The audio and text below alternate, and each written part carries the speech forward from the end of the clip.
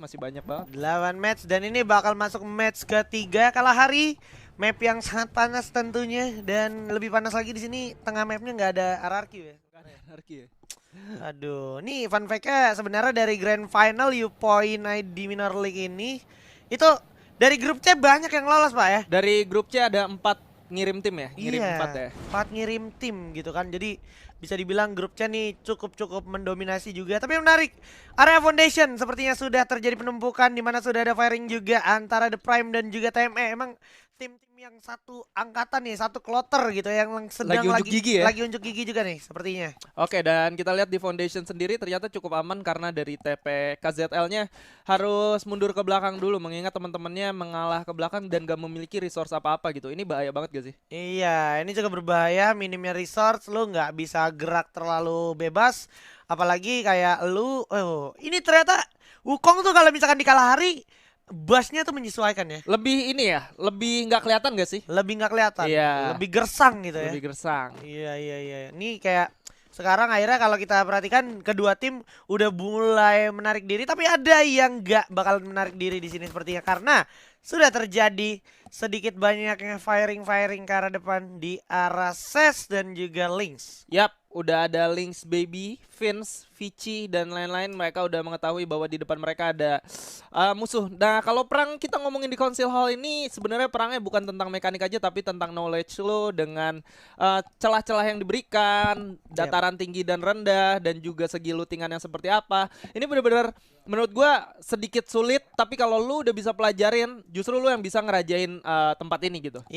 Nah itulah pentingnya lu main class squad juga Pak ya. Betul, Main class squad di betul. Kalahari.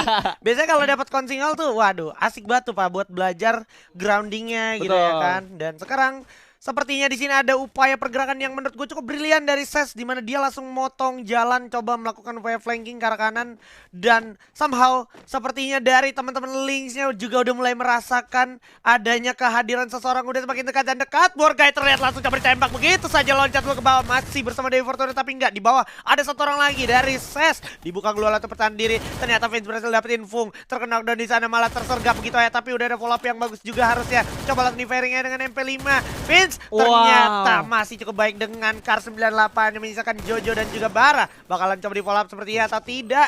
Tidak nampaknya. Ya ada clue juga yang udah diaktifkan artinya Jojo dan kawan-kawan juga udah mulai kelihatan kalau mereka menarik mundur. Tinggal kita lihat dari time sendiri bakal komit kejar atau enggak. Ternyata enggak ya. Sorry dari Lynx maksud gua. Ya ini kayak akhirnya terlihat dari sesnya malah boleh gue bilang agak tidak siap untuk follow up temennya karena tadi lumayan surprise attack-nya tuh dijawab dengan cukup baik oleh teman-teman dari Lynx ya. Responnya cukup cepat ya. Betul. Karena ketika sebenarnya tadi tugasnya dari tim SES kalau mereka berhasil knockdown satu orang itu udah selesai sih. Selesai sampai Selesai, sana. yes. Bikin kecoh konsentrasi dari teman-teman Lynx ya. Betul, Gitu. biar nge-buy time teman-teman yang lain bisa masuk ke dalam tempat mereka bertahan juga gitu kan. Iya. Dan di lain sisi ternyata dari Jojonya juga dia harus narik dengan resource yang cukup minim gitu. Wow, udah ditembakin begitu aja. Yep, emang sulit banget. Kar 98 kita tahu sebenarnya setelah beberapa kali kena adjust dan juga kena nerf, Betul. ini udah nggak terlalu menjanjikan lah untuk perang jarak jauh apalagi dengan timing yang boleh gue bilang cukup makan waktu juga ya. Menurut gua untuk early game oke. Untuk Tapi early kalau game, oke. misalkan lu udah ketemu di mid game atau late game gua rasa udah nggak bisa sih. Nggak bisa Nggak karena mostly orang-orang biasanya udah pegang M14 dengan Rage Core-nya Yes. atau orang-orang yang dengan SPD-nya atau bahkan mungkin orang-orang dengan Barretta atau AOM. Bahkan kalau misalkan lu mau adu pukul tiba-tiba orangnya udah pakai kayak yang ngancurin armor juga itu sadis banget kayak AOM yang piercing armor. Yes, itu dia. Jadi udah gak ada rasanya gitu. Iya, even diadu sama Paraval aja Pak. Paraval tuh lumayan legit loh Pak. Benar. Gitu. Damage-nya juga untuk ngedrag ke atas juga lumayan gampang untuk kena headshot. Jadi cukup menjanjikan juga sekarang. Tapi juga udah ada serangan yang cukup menjanjikan dari Dranix. Dimana bakal coba langsung menyergap ke arah pertahanan dari Bigetron. Sudah ada Gare yang siap memberikan vision untuk teman-temannya. Semakin dekat dan mendekat. Cukup merapat di sini dari dari Bigetron sendiri, dan udah ada Aimera yang sedang mengancam nyawa dari seorang Maung itu sendiri. Dan juga kalau kita perhatikan sebenarnya dari segi positioning, Bigetron tidak gentar sama sekali, Pak. Tidak gentar sama sekali karena mereka udah menunjukkan pergerakan yang cukup agresif. Walaupun di sini Dranixnya sendiri bakal dipukul mundur, berpisah dari teman-teman yang cukup jauh, tapi di depan udah ada duel lagi. Maungnya harus terkena down begitu aja. Alright, bakal coba diterusin, sepertinya nggak bakal dikasih ampun. Tembakan yang cukup kompak dari Bigetron dan langsung berhasil mendapatkan satu, walaupun Gare harus terculik juga 1-1 di sini oleh Kapten Delta. Bakalan coba langsung dibalas juga dari samping, masih ada Arul dengan P90-nya, MP40 juga bakalan coba dipegang, tapi bakal ditarik dulu mundur ke belakang. Bigetron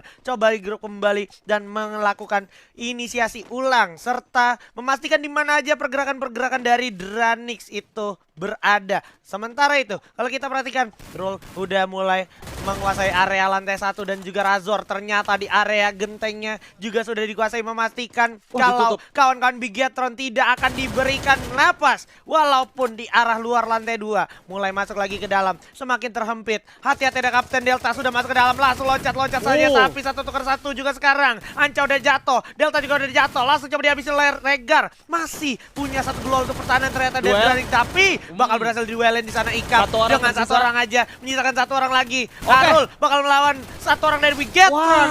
Sampai akhirnya serangan dari Dranix akhirnya berbuah manis walaupun ada perlawanan yang cukup sengit. Benar-benar, gua ngelihat kayak dari Razor sendiri mereka cukup kesulitan, dari teman-teman yang lain juga sedikit kesulitan, tapi mereka bisa mengatasin itu karena pergerakannya juga cukup bagus gitu. Efektif banget. Yes, thanks to ini ya Devil ya. Betul. Dimana Devil memberikan vision yang cukup baik, tapi area Santa Catarina terjadi pertikaian yang cukup hektik di sini intensitasnya, dimana menyisakan satu MGAT aja. Cukup sulit posisinya, ada satu orang lagi dari samping bakal coba langsung ditatakin. Ternyata Bos Nightmare yang harus tumbang oleh teman-teman dari DG Esports. Yes, dari Raven udah bakal dapat 2 poin eliminasi, Azriel 1, walaupun membayar harga yang lumayan mahal, yaitu ada Jafra kehilangan di early game, sementara masih ada 10 tim dan 34 orang yang hidup. Ini bakal susah banget sih. Ya, Jafra adalah seorang sharpshooter atau penembak jarak jauh yang sampai sekarang menurut gua performanya cukup stabil. Betul. Nggak bener-bener naik tapi nggak bener-bener turun. Yes. Jadi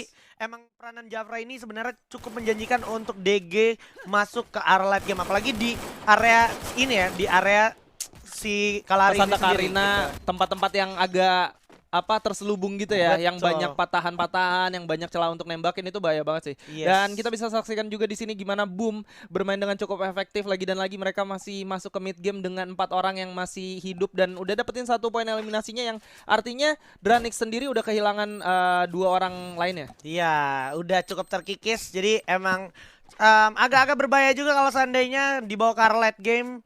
Jadi nggak terlalu diuntungkan karena dari segi jumlah dia udah kurang. Terus juga nantinya pastinya Circle bakalan membawa mereka menuju tempat yang lebih sulit, dimana udah banyak penumpukan seperti yang dilakukan oleh Street. Dengan satu grenade berhasil menumbangkan 2 orang sekaligus, dan sisi lain ternyata apa yang berhasil mendapatkan 1 orang bara. Sang lone survivor dari SES naik ke atas, langsung Kapten Sam tertib dengan mudahnya langsung melantakan nge-end abis para pemain dari lawannya, yaitu Lynx. Iya, tersisa 1 orang Vicky di sini, di mana Vicky sendiri udah ketemu begitu aja langsung di jump shot, dan Street yang berhasil mendapatkan poin eliminasinya, 3 poin eliminasi tanpa kehilangan 1 orang pun. Clean sheet yang cukup bagus dicatatkan oleh EVOS di sini karena nggak ada yang kenok juga. Artinya resource juga masih banyak, tapi di lane sisi udah ada Nothing yang udah berhasil mendapatkan Delta, disusul oleh Maybe yang mendapatkan Arul. Iya, jadi satu keuntungan tersendiri akhirnya dari Boom Esports lah. Kalau kita boleh bilang tadi itu sebenarnya Dranix udah dapetin keuntungan untuk dapetin Bigetron. Tapi Dranix juga dapet kerugian dari fight Bigetron. Ternyata malah jadi enak ini untuk Boom. Ya ampun. Jadi Boom yang makan gitu ya. Betul. Aduh. Nah, bakal coba lanjutin juga sepertinya penumpukan di area ini ya, di area mana nih? Confinement dan juga perbatasan arah Bayfront juga ya. Ya. Masih ditungguin sepertinya karena emang udah satu sama lain ngelihat. Bahkan EVOS di sini sepertinya udah dijagain ketat oleh Mr. Home di sana dari Red Bull Rebellion. Oke, kita saksikan di sini 2 tim yang bermain selalu di arah jam 9 sampai jam 3. Betul. pada Jarum Jam mapnya mereka benar-benar ketemu lagi. Dan kalau kita ingat di FFML sendiri, dua tim ini benar-benar menjadi tim yang sering banget fight di mid game ya. Iya, terjadi gesekan-gesekan di mid game. Emang di arah jalur rotasi tuh selalu ketemu dan Betul. selalu clash. Dan yang menariknya di sini kalau seandainya salah satu tim ini memutuskan untuk komit berantem, ini sebenarnya malah jadi keuntungan untuk teman-teman dari TME, karena TME juga udah melakukan pembagian vision yang menurut gue cukup mantap banget, cukup menjanjikan, dan juga visionnya cukup luas, entah itu dari sebelah kiri dari Virus atau dari Valdo yang ke arah sebelah kanan atas ya. Betul. Wah, Ini wah, kayak benar-benar lo kalau misalkan mau ngebagi vision kayak gitu, dua tim yang misah, kalau lo misalkan melakukan kayak rotasi untuk melakukan flanking dan lu nggak berhasil, itu harganya mahal banget gak sih? itu harganya mahal. Makanya ini the power of belief juga harus ada gitu di Betul. dalam sebuah tim. Dan ini yang sedang coba diupayakan sama-sama dari teman-teman TME. Sementara itu DG sepertinya bakalan lebih nurunin temponya dia sedikit. Dia bahkan kayak balik lagi ke area confinement-nya, ke arah belakang-belakang, memastikan gak ada lootingan yang tersisa. Dan sepertinya di arah depannya juga ternyata melakukan hal yang sama, ya, itu in your head, Pak. In your head. Yes. Oke, dan kita saksikan juga di sini kalau lu lihat ya, dari In Your Head sendiri mereka mainnya pasif banget. Betul. Dan mereka mainnya di belakang zona banget. Ini nggak menutup kemungkinan ketika mereka nanti masuk ke dalam zona, kalau mereka mainnya nggak efektif, mereka nggak dapet apa-apa dan cuman jadi lootingan buat orang, nggak punya kill juga. Ya, ini yang akhirnya menjadi satu hal yang harus dipertimbangin lagi sama In Your Head di sisa ronde yang ada, mumpung rondenya masih banyak, cukup menjanjikan untuk lu fight back gitu ya ibaratnya. Betul. Tapi di sini kita saksikan juga udah ada yang bakal ketemu. Kibo udah ngasih info ke teman-temannya, cukup disiplin, dia nahan dulu, nggak coba langsung nembak karena memang dari teman-temannya juga lu bisa lihat dua orang cukup jauh, satu orang coba nahan dari sebelah kanan dan ada tembakan juga, langsung di spam granat nih. Oke, langsung coba dibuka frag grenade di sana, udah meledak begitu saja. Terkena cukup banyak sedikit dari teman-teman DG. Yes. Sementara dari In Your Head juga udah mulai melakukan pergerakan mendekat ke arah DG. Amore juga bersama granat. Kucai dari arah samping dan juga kejauhan tentunya mencoba follow up damage. Mulai kocar-kacir pemain dari DG Esports kali ini yang udah sisa 3 orang aja. Zona juga udah bakal berjalan. Gak bakal diuntungin banget di sini dari DG karena udah bakal disergap langsung oleh teman-teman dari In Your Head. Tapi Preman Dudes harus tumbang lebih dulu. Dibuka global pertahanan diri Amore, langsung memberikan frag grenade, dibuang aja di mana ada Mang, ternyata berhasil dapetin Kucai dan juga Dudes. Begitu saja menjadi keuntungan tersendiri untuk Bumi Sports karena dia datang di waktu yang tepat di persimpangan zona yang sedang berjalan. Ini harus tumbang dan DG sepertinya masih harus sustain walaupun harus menahan diri di luar zona. Dan sudah ada tim lain yang siap menataki habis tim-tim yang mau masuk ke dalam zona. Itu dia Nothing berhasil dapetin Raven juga, dan 5 kill sekarang sudah mulai diamankan oleh Boom Esports. Dan ini yang gue bilang untuk In Your Head tadi ya, ketika lu main di luar zona, lu harus benar-benar memiliki atribut itu. Jadi ketika lu ketemu musuh yang memang mereka melakukan split atau apapun itu, lu harus siap dan udah tahu kondisinya seperti apa. Kalau misalkan lu nggak siap, resikonya ketika lu bermain di luar zona ya seperti itu gitu loh. Ya, Lu nggak benar. dapat poin eliminasi dan lu juga dimakan sama orang jadinya. Yes, karena yang harus kita ingat adalah Kalahari tuh nggak seluas Bermuda sama Purgatory, Pak. Betul. Lumayan sempit Kecil. banget. Jadi kemungkinan dari satu tempat ke tempat lain untuk melakukan follow up rotasi tuh sangat cepat juga waktunya. Bakal ya. gampang banget ketemu Bakal juga. gampang ketemu juga. Tapi nggak apa-apa karena gue juga beberapa kali ngeliat In Your Head tetap berhasil menggunakan metode gameplay seperti itu. Oke. Tapi gue rasa nggak ada salahnya juga kalau ternyata In Your Head mau coba mengganti sedikit gameplaynya untuk gimana caranya mereka survive ke masuk ke dalam zona langsung gitu kan. Iya, paling nggak itu bisa jadi bahan evaluasinya dia untuk next round lah ya. Dan Betul. sekarang kalau kita perhatikan sudah ada EVOS Esports yang ternyata berhasil menjadi kill leader setelah berhasil memanfaatkan pundi-pundi poin keuntungan di rotasi tim-tim musuhnya yang sedang berlangsung. Dimana Mr. Home sisi lain ternyata berhasil dapetin Nuting juga. Red Bull Rebellion masih bakalan coba melakukan pergerakan di arah depan juga, sepertinya udah terdeteksi ada TME yang coba melakukan upaya pendekatan ke arah Red Bull Rebellion. Ternyata para pemain dari Bumi Sport masih bisa selamat masuk ke arah atas genteng dari satu kompon yang sama. Lagi-lagi tersisa 5 tim, Boom masuk lagi, udah punya 5 poin eliminasi. Kabar baik banget buat Boom walaupun di game kedua mereka kurang efektif, tapi kali ini gua rasa dengan achievement mereka masuk di 5 besar dan 5 poin eliminasi udah menjadi tabungan, mengingat kita masih ada sekitar 5 game lagi ke depannya. Betul sekali, dan ini bakalan jadi satu kesempatan yang cukup menguntungkan, apalagi kayak di arah depan Udah ada penumpukan yang Oh cukup my banyak, tapi God. sayang sekali ini Marley-nya malah yang sebenarnya bisa jadi natakin orang yang di depannya. Betul. Harus kena dan terlebih dahulu, dan Mang di sini juga harus muter otaknya gimana caranya dia masuk ke dalam zona tanpa terdeteksi sama teman-teman dari EVOS yang udah siap natakin siapapun yang ada di luar zona. Iya, gua rasa kalau gua jadi Mang, gua pakai tameng manusia aja sih. Oh. Kayak ikutin tim 6 dari belakang gimana caranya biar nggak ketahuan, tapi ya emang agak sulit karena dia juga tersisa sendiri gitu kan. Yes, Mr. 05 di sini juga dengan para Valet cukup berani untuk natakin habis para pemain yang coba masuk ke dalam zona. Oh,